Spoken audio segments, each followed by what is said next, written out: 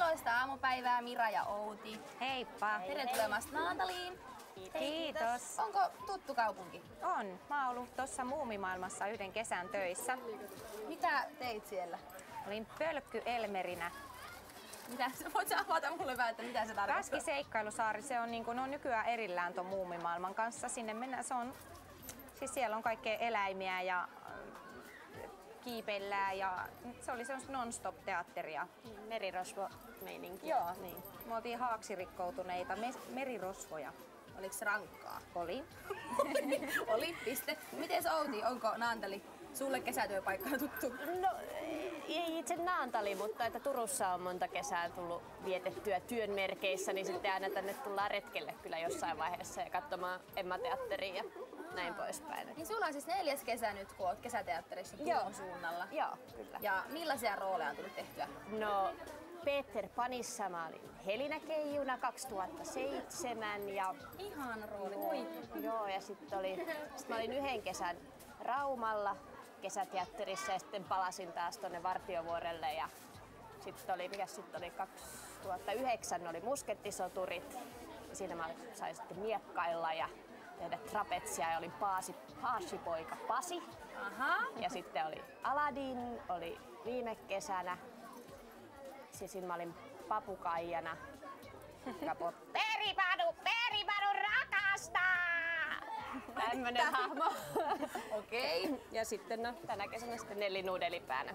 Niin siis tuorein teillä yhteinen projekti on siis Ristoräppäjä ja Villikone. Ja Mira, sut on tunnettu ehkä enemmän PMP-yhtyeen laulajana, niin nyt sä oot astunut teatterin maailmaan. Miltä se on tuntunut? No aika hurja loikka, mutta sitten mä pääsin ihanien konkareitten kainaloon ja ne on pitänyt musta hyvää huolta. Onko sulla siis eka kesä Turun kesäteatterissa nyt? On. Et ole aikaisemmin. Joo. Mut sulla vissi on kuitenkin taustaa nuorisoteatterissa ja muualla. Mut siitä mä olin nuori kauan sitten. Olet vieläkin. Hei, mutta mä kuulin sellaista huua, että tää on ollut sulle oikeesti pitkäaikainen haave. Niin kuinka paljon sua nyt on jännittänyt vetää rauhanroolia sitten? Miten paljon mua on mahtanut jännittää? No aina Vois sanoa, välillä, aika mutta paljon. mahtavasti sä vedät. Ja mä oon lukenut netistä juttuja teidän tosta esityksestä ja monet on kehunut, että se on paras ristoräppäjä, minkä on nähnyt. Jee! Niin, mitä te arvelette? Mitä te olette tehnyt oikein? Mistä se johtuu? No meillä on tosi hyvä porukka. Niin on. Se varmaan näkyy, että Me tykätään tehdä sitä. Se on varmaan ei olla mitenkään niinku, no vielä on paljon jäljellä, mutta en mä usko, että tuohon edes leipiintyy. Se kuitenkin elää koko ajan ja tosiaan, koska yleisö viihtyy niin hyvin, niin se antaa meillekin koko aika semmoista potkua siihen. Totta kai. Onko sun omat lapset nähnyt sut jo rauhanräppäjänä? Voi, no on ollut katsoa varmaan 7 kertaa. No ihana laulaa mukana.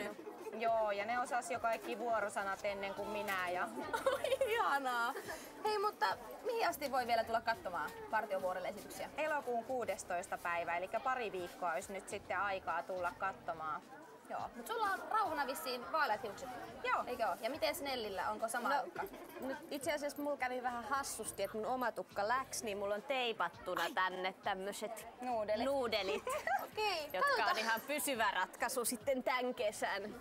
Katsotaan kohta lisää vielä näiden naisten näitä teatterivarustuksia. Eli jatketaan Mira ja Oudin kanssa ihan kohta.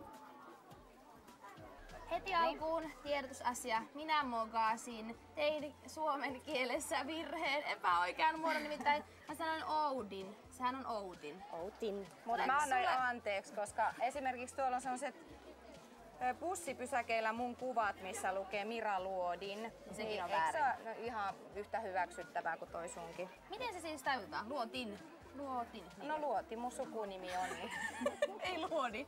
No niin. Ei, mutta te olette nyt vaihtanut vähän asustetta. Joo. Eli onko meillä nyt Rauha ja Nelli tässä? Kyllä. Tässä rupeaa pikkuhiljaa tulee, että nyt on rauhatäti kalsarit jalassa ja ihan näin televisiossa. Ja niin, nyt ruvetaan äkkiä läästimään. Eli teettekö te siis itse teette meikit aina noihin? Kyllä. Joo. No mikä se on tärkeää? Rauhalle tulee siis näköjään punaista huuliin. Juu. Ja niin... Mitä muuta sä vielä laitat? Loput vaatteet, sitten loppujen lopuksi luomaria vähän sipastaa. Laitetaan pikkukajalit ja ripsivärit. Ja sitten tärkeä on tuolla, kun mulla on niin rokkarin noi luomet, kun siis kulmakarvat, niin sitten rauhatätille pitää vähän pehmentää niitä, että tulee luukista semmonen, tiiäksä, Okei. Onko tullut jostain ohje näihin teidän? Joo, meidän maskeeraaja on suunnitellut ne meikit ja opettanut meidät tekemään ne meikit ja hiukset. Ja nyt hän sitten luottaa sen täysin teidän käsiin. Joo, hän tulee aina noin kerran viikossa sitten tarkastamaan ja laittamaan just perukit kuntoon. No mitä sitten, kun te olette valmiina tuossa kohta, niin tuleeko sitten ihan eri ihmisiä? Hyppäättekö heti neljäksi rauhaksi? Miten ne eroaa Mirasta ja Uutista? No hyvinkin paljon. Puhetyyli ehkä ja semmoinen hössöttävyys, että niin. Ja Nelli on semmoinen vähän semmoinen temperamenttisempi ehkä, aikamoinen semmoinen kiukkupussi välillä. Noin, kato, nyt on ilmekkäät kulmat. Joo. Ja sitten vielä vähän sipastaan tonne putskua.